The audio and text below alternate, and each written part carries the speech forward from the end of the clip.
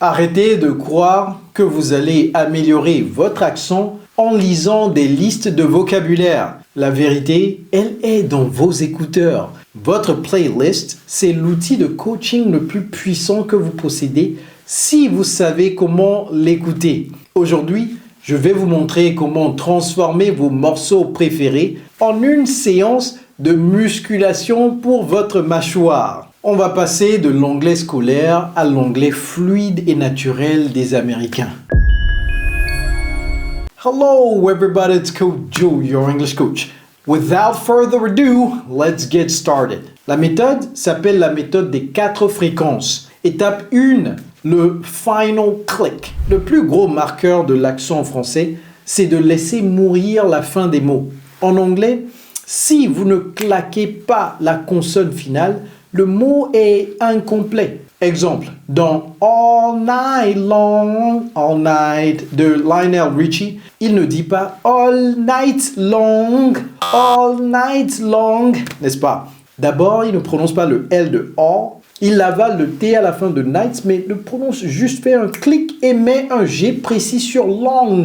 C'est ce petit clic final qui rend la diction nette. Comment activer cette étape? Prenez n'importe quel refrain. Votre seul job, c'est de surprononcer chaque consonne finale car c'est ce qui va rendre votre prononciation immédiatement plus précise. Étape 2, la syllabe breakdown. Certains mots longs sont des obstacles parce qu'on essaie de les dire d'un seul bloc. La musique vous force à les découper pour qu'ils entrent dans le rythme. Exemple, dans Beautiful Girl de Sean Kingston, le mot beautiful est un piège à vitesse normale. Mais dans le refrain, il le démonte. Beautiful girl. En calquant chaque syllabe sur une note, vous apprenez à votre langue le chemin exact pour le prononcer correctement sans bafouiller. Voici comment activer cette étape quand vous écoutez votre son préféré. Prenez un mot qui vous fait trébucher, décomposez-le sur la mélodie. Une fois que vous maîtriserez la mécanique autour de ce mot, il ne vous résistera plus jamais. Si vous travaillez votre anglais en ce moment et que vous avez besoin d'un accompagnement plus structuré et personnalisé, contactez-nous car c'est exactement ce que nous proposons. Nous avons déjà aidé des milliers de francophones dans plus de 60 pays du monde à parler couramment cette langue. Cliquez sur le lien dans la description, nous serons ravis de vous accompagner. Étape 3, le word linking. Si vous parlez mot par mot, vous sonnez comme un robot. Les Américains fusionnent les mots pour gagner en fluidité. Exemple, quand vous écoutez Shape of You d'Ed Sheeran, il ne dit pas I am in love with the shape of you. Non, il dit I'm in love with the shape of you. We push and pull like a magnet do. Although my heart is falling too. I'm in love with your body. Ooh, ah, ooh, ah, ooh, ah, ooh, ah. Le TH de with et le THE s'écrasent l'un contre l'autre pour créer un flux continu. Donc, voici ce que vous allez faire.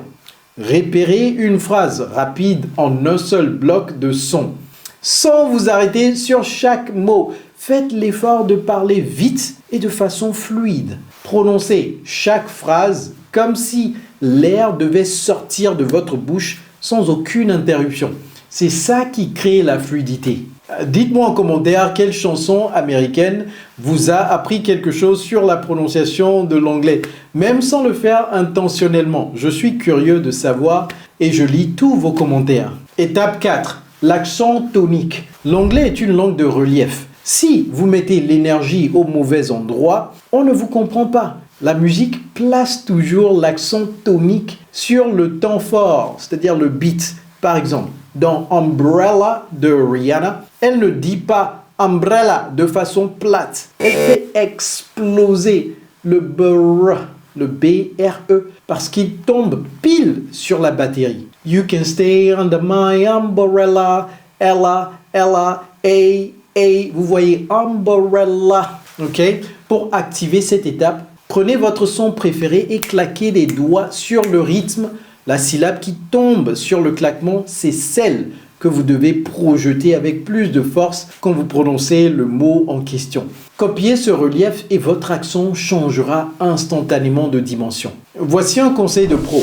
Ne travaillez pas une chanson de 4 minutes en une fois. Ça ne sert à rien. Allez-y phrase par phrase. Mettez une phrase en boucle et enregistrez une note vocale sur votre téléphone. Essayez de copier la prononciation de l'artiste à l'identique. Comparez votre enregistrement avec l'original. Si ça sonne différent, ajustez la position de votre mâchoire et recommencez. Votre défi de cette semaine, choisissez une chanson. Une seule. Appliquez les 4 étapes sur un seul couplet et le refrain.